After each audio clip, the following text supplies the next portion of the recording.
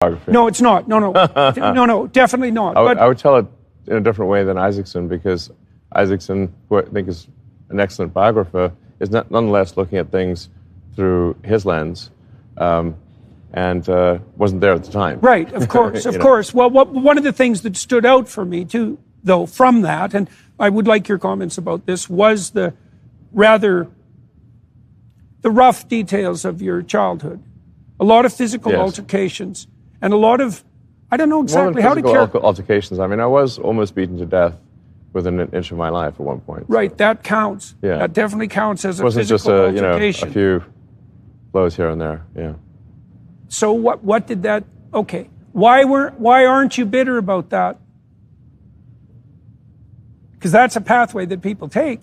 I think that there are, one can take, and often people do take, the path of vengeance. Yeah, that's for sure. Yeah, so, or that's what antinatalism is.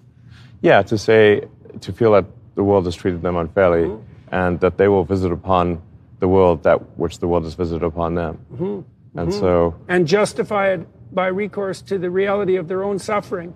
Exactly. Which is often intense, right? Yeah, yeah. So the story of Job, one of the things I concluded from the story of Job, because it's a precursor to the crucifixion story. So Job makes two decisions. The first decision is that no matter how terrible things become for him, he will not lose faith in himself. And the second is, no matter what horrors are visited on him by Satan himself, he will not lose faith in the, what would you say, in the spirit that gave rise to the cosmic order. Right? No matter what. Well, so, while I'm not a particularly religious person, I do believe that the teachings of Jesus are good and wise. And that there's tremendous wisdom in turn the other cheek.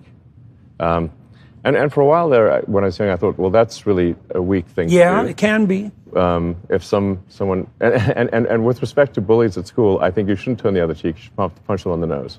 And then thereafter make peace with them. But they need to stop bullying you, and a punch in the nose will stop that. And then thereafter, make peace. So sometimes that punch on the nose is the first step in making peace with bullies.